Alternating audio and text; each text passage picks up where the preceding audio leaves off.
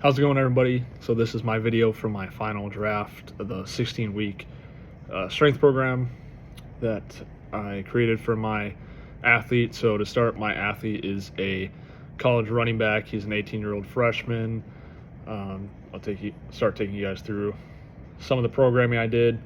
A lot of the initial programming is is building into what we want to do in the off season and as well as preseason. So I started out with a lot of basic movements, a lot of strength training, especially being a college running back. You got to have strength and need to also be powerful as well. So making sure that there are some power movements in there as well as some speed and agility work, and obviously conditioning for a football player is important. So with some of my conditioning, I did a little unconventional and then some normal conventional I'll get to as well. So just to start my GPP program, I started with 2 days a week. So I did a Tuesday, Thursday split, upper body, lower body both days, 3 blocks of workouts each day. So for example, the first day, week 1, I started with some pressing and upper body, moving into some lower body, and then finishing with some accessory movements and some conditioning as well, such as using a row machine.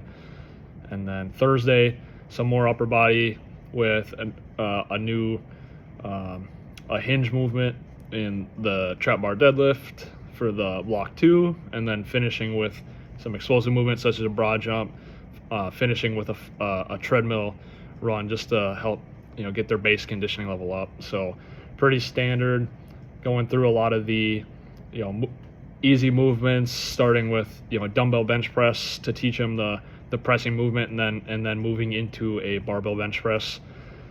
Also in the lower body part of it, I started with some dumbbell squats to teach them the squat movement, especially in the GPP. You want to start easing them into the movements and make sure that they're doing it correctly before you move into heavier lifting as well as more advanced movements. So starting with a squat and normal lunges, and then a high pull with dumbbells or barbells, just to introduce those movements, as we'll get into some more advanced movements such as like a hang clean, power clean, because those are important power movements and strength movements that a college running back is going to need to utilize. And then mixing in some sprints as well as conditioning, so giving them a base level of strength and conditioning and speed work just to introduce them before the preseason. So excuse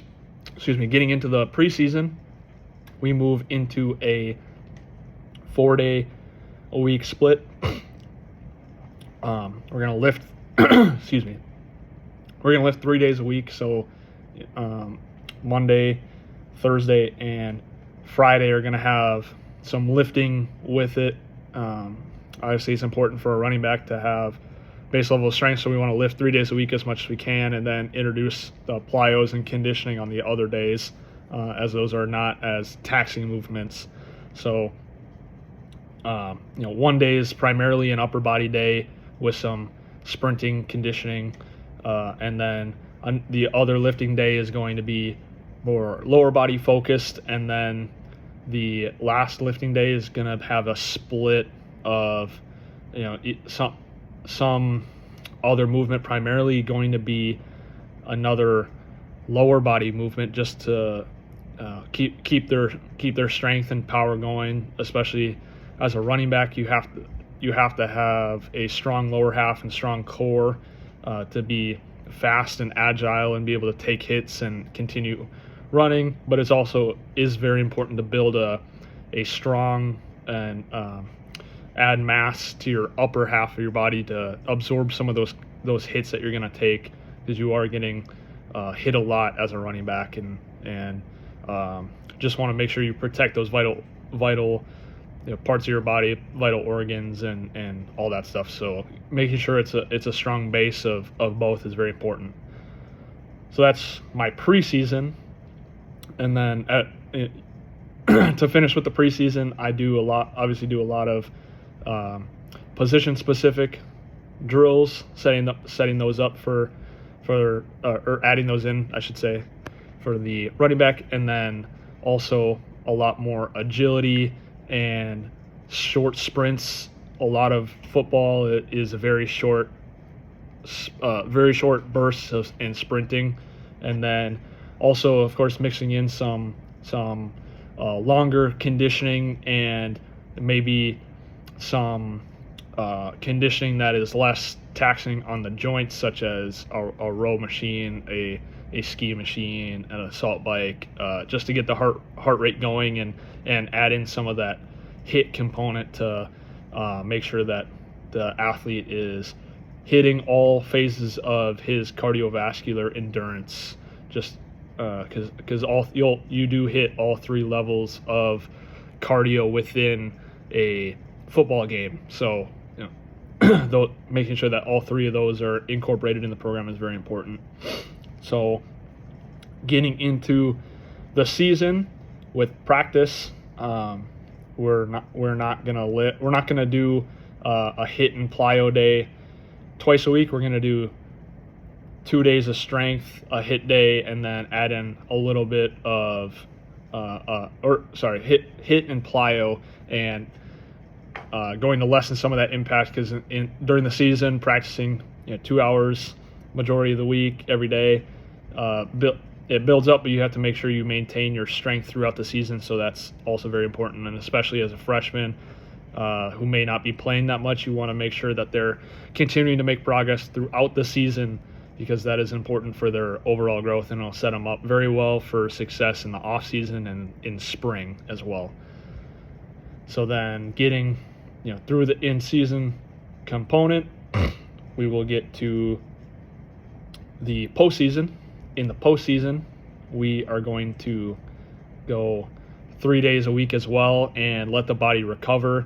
For a freshman, if he doesn't play, it will get amped up a little bit, because you can continue to make some gains, and you're not going to have, or hopefully won't have, as many injuries that somebody who plays throughout the year would have. So understanding your athlete and making sure that what their injuries are during the season, and if they have any soft tissue injuries, making sure that you do the appropriate exercises is very important, and building them up from a heavy in-season lifting plus practice can be taxing on the body. So giving them a little downtime and continuing to build up their body and a strong base, so that once we hit the off-season part of the year, that they can really get after it and see some big progress. So in the off season, we go back to lifting 3 days a week, going to be a lot more intense, especially now that they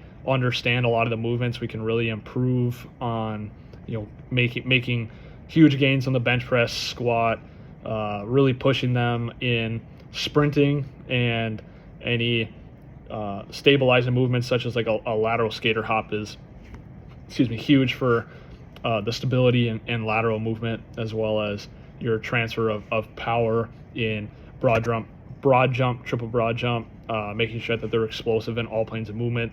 And then I also make sure to incorporate yoga poses for their cool down, to make sure that as they are putting in a ton of effort, obviously in the weight room during their main sets, that they're still focusing on hitting some yoga poses that really have that target any